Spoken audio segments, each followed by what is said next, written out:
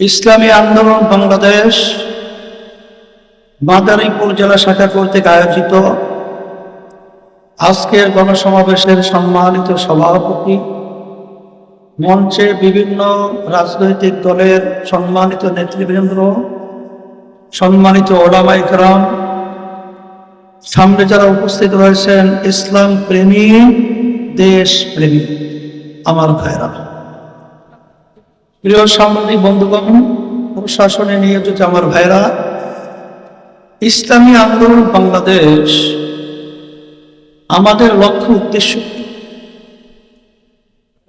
এক কথায় যদি আমি বলি, দুনিয়াতে শান্তি, আখেরাতে মুক্তি। এদের স্বাধীন হল 54 বছর চলছে।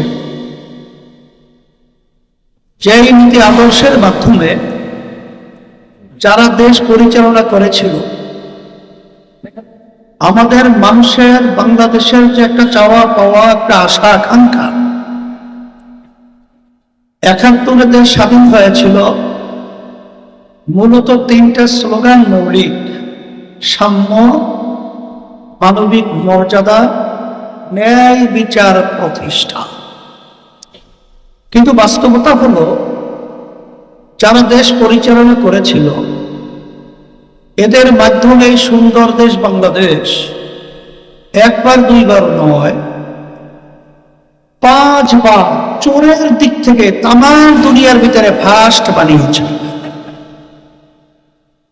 এদের পরিচালনা আমরা পেয়েছি, হাজার হাজার মায়ের কোলগুলো সন্তান হারা হয়েছে। এদের পরিচালনা আমরা পেয়েছি আইয়ামে জাহিলিয়াতের সেই ইতিহাসকে হার মানিয়ে আয়না ঘর।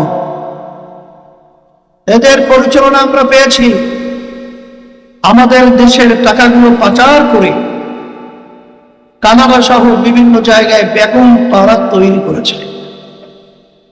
এদের পরিচালনা আমরা পেয়েছি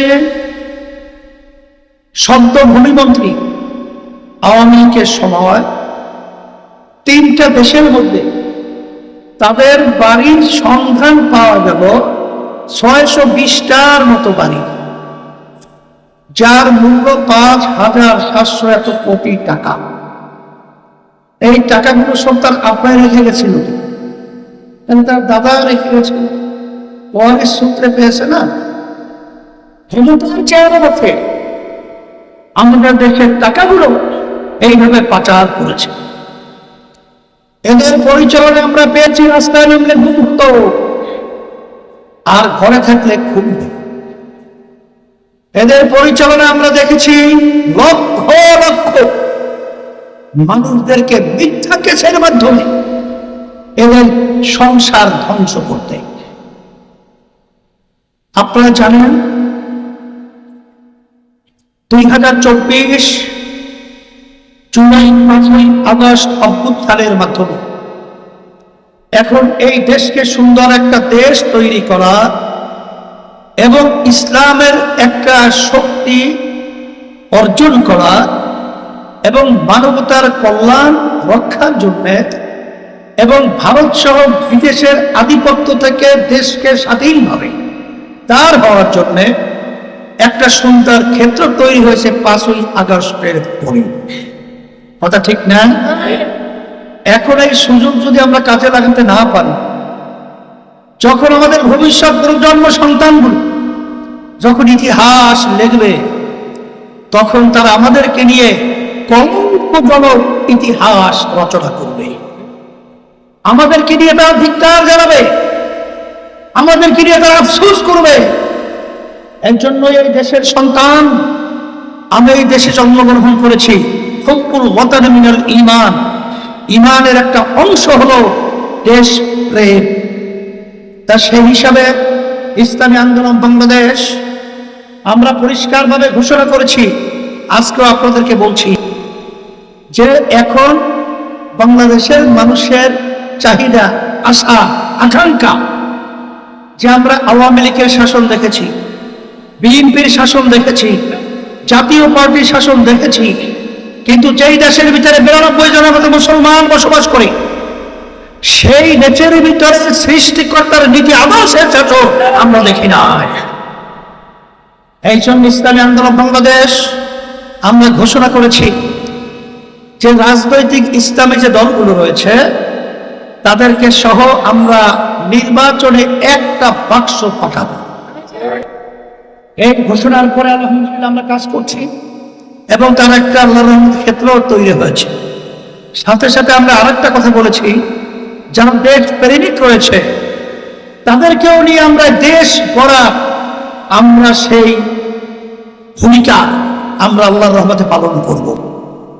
কিন্তু দুঃখের মধ্যে বলতে হয়, আপনারা দেখেছেন এই বর্তমান অন্তর্বর্তীকালীন সরকার তার প্রধান ডক্টর ইউনূস সাহেব তিনি কিন্তু বলেছেন যে তাদের সরকারের মূলত তিনটা কাজ আমাদের জাতির সামনে কমিটমেন্ট করেছেন।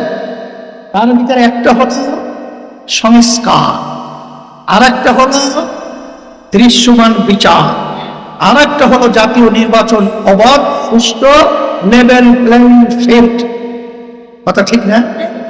কিন্তু দুঃখের মধ্যে বলতে হয় যে সংস্কার এবং দৃশ্যমান বিচার আমাদের সামনে দৃশ্যমান হওয়ার আগেই বর্তমান অন্তর্বর্তীকালীন সরকার তারা জাতীয় নির্বাচনের সময় ঘোষণা করেছে। আমাদের দাবি ছিল যে জুলাই অভ্যুত্থানে আমাদের হাজার হাজার পায়ের কলজে খালি হলো, যারা পঙ্গু হলো, চক্ষু হারালো, সেই ভাষা কি আপনারা বুঝেন না? সেই জুলাই চেতনা কি আপনারা ভুলে গেছেন? যেই মানুষগুলো জানের মায়া ছেড়ে রাস্তায় নেমেছিল কেন? তাই সেইগুলো আপনাদেরকে উপহার আমাদেরকে না দিয়ে একটা নির্বাচনকে আপনারা মুখ্য বানালেন। আর যখন এই কথা আমরা বলি তখন এক শ্রেণী নেমে গেছে ক্ষমতার লোভীরা, ক্ষমতা লোভী। এরা আমাদেরকে বলে আমরা নির্বাচনকে নাকি পিছে ঠেলে দিতে চাই, নির্বাচনকে প্রশ্নবিদ্ধ করতে চাই, নির্বাচন যেন না হয় এই ধরনের পরিবেশ তৈরি করতে চাই। সম্পূর্ণ একটা অযৌক্তিক মিথ্যা কথা।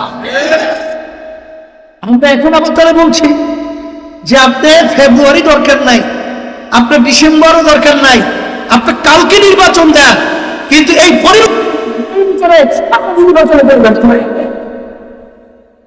জুলাই সনদ আইনি ভিত্তি যদি না হয়, বিএনপি বলছে ক্ষমতায় যাওয়ার পরে যারা সরকার গঠন করবে তারা 2 বছরের ভিতরে আইনি ভিত্তি দিবে। আচ্ছা, যেটা দিবেন এখন দিতে অসুবিধা কি? তাহলে তো গ্রামে একটা কথা আছে, ডাল মে কুছ কালো হয়। এখানে কি আর একটা উদ্দেশ্য থাকতে পারে? যেটা দেবেন এখনই দিয়ে ফেলেন। আমি পরিষ্কার কিন্তু আজকে বাংলাদেশের রাষ্ট্রীয় সংস্কার এটা কিন্তু আমাদের পাশের রাষ্ট্র ভারত চায় না। কারণ যদি হয় তাইলে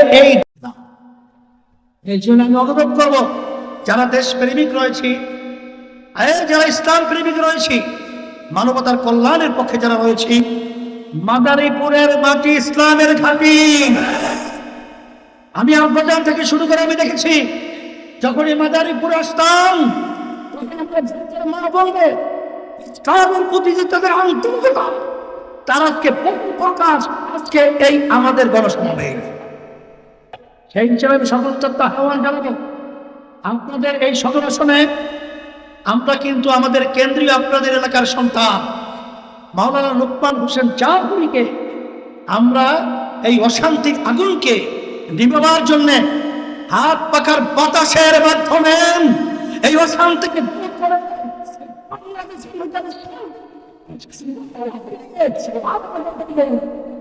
এই জন্য আমরা ইসলামী আন্দোলন বাংলাদেশ এই হাত পাখা শান্তির প্রতি আপনাদের সামনে আমি এই লোকমান হোসেন জাফরি হাতে উঠিয়ে দিয়ে আমানত হিসাবে রেখে গেলাম। আল্লাহ রাব্বুল আলামিন যেন ইসলামের পক্ষে, মানবতার কল্যাণের পক্ষে, দেশের কল্যাণের পক্ষে আল্লাহ যেন এমপি হিসাবে কবুল করে নেয়। আর আমাদের মাদারীপুর এক আসনে মাওলানা আকরাম হুসাইন, মাশাআল্লাহ আমি শুনেছি সর্বমহলে সর্বশ্রেণীর মানুষ আলহামদুলিল্লাহ মাওলানা আকরাম হোসেনের পক্ষে আলহামদুলিল্লাহ স্লোগান তুলেছে।